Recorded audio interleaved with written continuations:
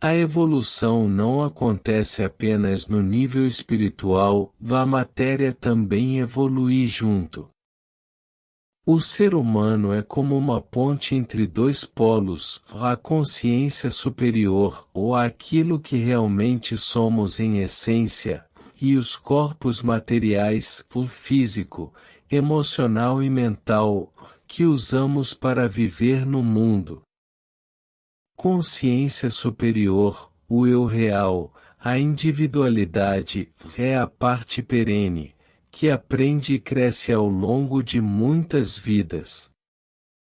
Personalidade, o eu cotidiano, é o conjunto de corpo físico, emoções e pensamentos que usamos em cada encarnação.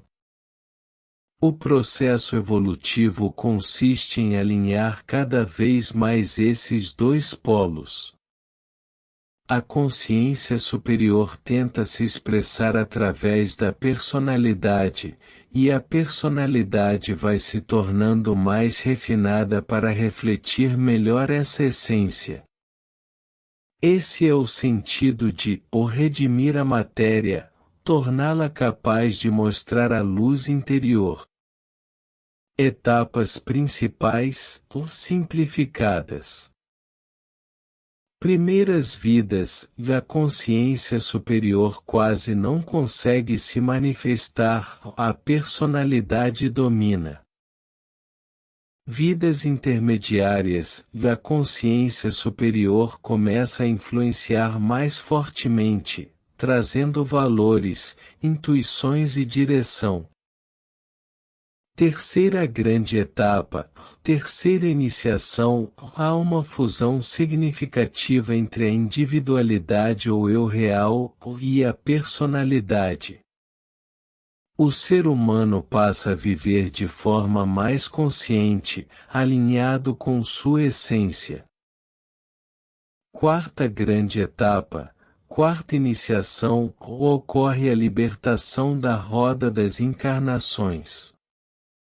O ser não precisa mais nascer e morrer compulsoriamente, pois já conquistou domínio sobre seus veículos materiais.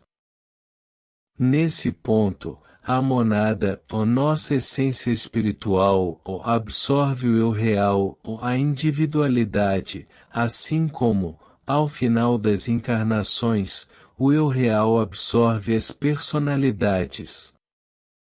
Embora liberto, o iniciado pode escolher manter seus veículos sutis para servir conscientemente à humanidade. O sentido maior. Esse caminho não é apenas individual. Cada ser humano é parte de um organismo maior, o planeta, que também evolui.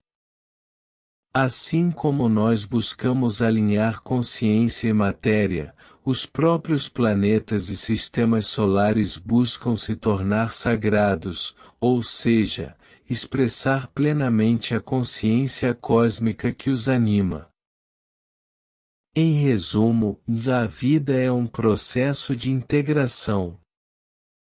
Primeiro, aprendemos a controlar nossos corpos e emoções, depois, alinhamos nossa personalidade com nossa essência, por fim, alcançamos a libertação e nos tornamos colaboradores conscientes da evolução universal.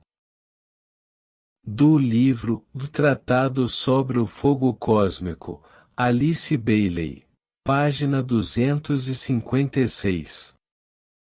Limitar-nos-emos a tratar brevemente do processo evolutivo e a indicar que o método de evolução consiste em adequar o aspecto matéria ao aspecto espírito, para que o primeiro seja um instrumento perfeito de expressão para o segundo. Na realidade, a ação é recíproca. O espírito age pela matéria, manifestando o que quer. Ela reage e se modifica, ou na ação o espírito se exercita e melhora, exercendo uma atuação mais avançada na matéria já um pouco melhor, e assim o progresso segue num ritmo crescente, até chegar à perfeição de ambos. É esse o verdadeiro significado da expressão redimir a matéria, da Bíblia. O ciclo de vida do Filho, o sistema solar, é de 100 anos de Brahma, 311 trilhões e 40 bilhões de anos terrestres, referindo-se a uma encarnação do Logos. Semelhantemente, o ciclo de vida do homem, sua encarnação, é de um certo número de anos, dependendo de seu karma. Em seu ciclo de vida, o homem expressa em sua etapa particular tudo o que adquiriu e conquistou, desenvolvendo-o gradualmente desde o período pré-natal, em que o ego influi sobre o aspecto matéria, seus veículos em construção, com uma intensidade muito variável, quase nula no homem primitivo e iniciante, um pouco maior no homem mais avançado e com intensidade crescente à medida que se adianta no caminho.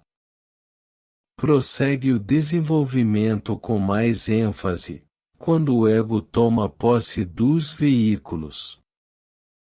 Esse desenvolvimento varia conforme o nível evolutivo do ego.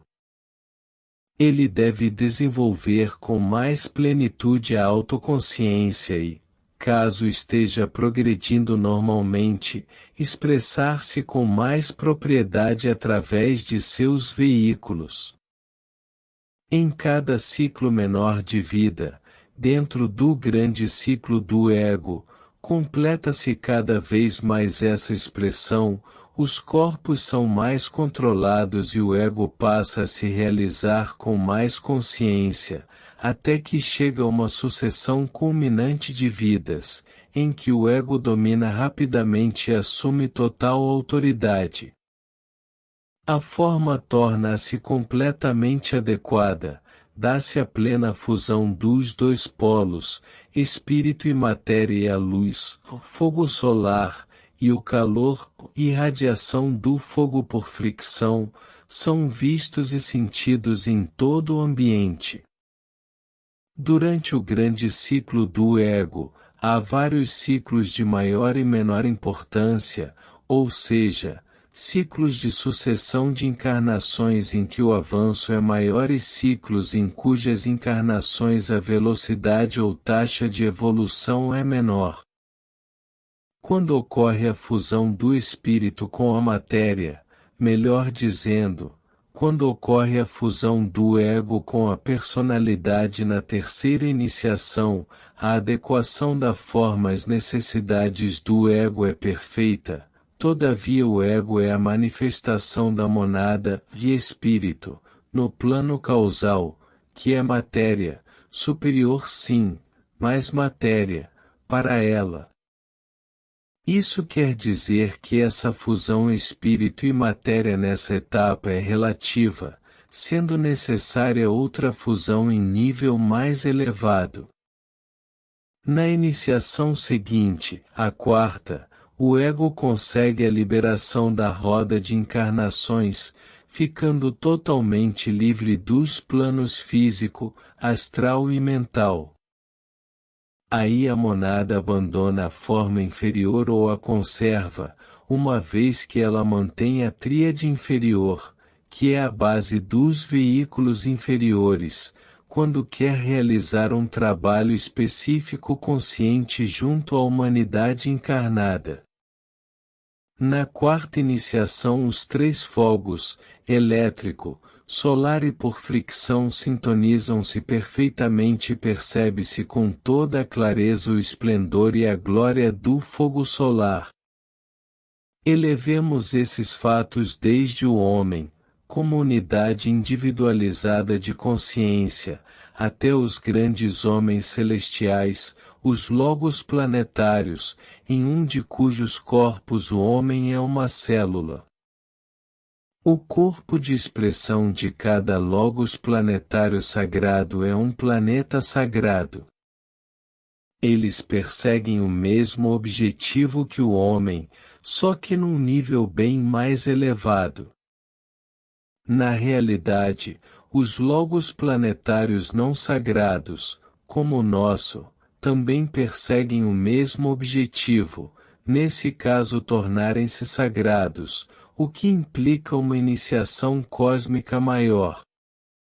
Em termos do nosso logos planetário e da nossa humanidade, a meta para a atual cadeia, a quarta, é que pelos menos 2/3 da humanidade total, o encarnada e desencarnada, recebam a quinta iniciação, a da revelação, na qual o homem será um adepto. Nessa iniciação são revelados ao iniciado os 7 caminhos, dos quais terá de escolher um na sexta iniciação, da decisão. Ele tem o tempo entre elas para decidir, mas esse tempo não é muito longo. É por esses 7 caminhos, que na realidade são cursos, que ele verá a glória e as responsabilidades que lhe estão reservadas. Todos eles querem obter em seus altos níveis a plena e total expressão de suas consciências aperfeiçoadas através de seus veículos, os planetas, incluindo tanto o reino humano neles evoluindo como os demais. Quando tal acontecer, haverá também a fusão dos 3 fogos em espiral elevadíssima, a luz de cada um será vista e o calor sentido em todo o sistema solar, ocorrendo uma intensa interação entre todos eles, com forte atração e união. Cosmicamente serão vistos como uma imensa esfera de fogo, de cores nunca vistas nem imaginadas. Conclusão. A jornada espiritual não é apenas uma travessia individual, mas parte de um grande movimento cósmico. Assim como cada ser humano aprende a alinhar sua consciência superior com a personalidade, também os planetas e sistemas evoluem em busca de maior expressão da vida divina. Na quarta iniciação, o ser conquista a libertação da roda das encarnações, alcançando o domínio sobre seus veículos materiais e permitindo que a monada, a essência mais elevada, se manifeste diretamente. Esse passo marca não um fim, mas uma nova etapa de serviço consciente, em que o iniciado pode escolher permanecer junto à humanidade para colaborar com sua evolução. O ensinamento nos lembra que evolução é integração, primeiro da personalidade com o eu real, depois do eu real com a monada, e assim sucessivamente em níveis cada vez mais elevados. Cada etapa é uma fusão mais profunda entre espírito e matéria, revelando que a vida é um processo contínuo de despertar e expansão.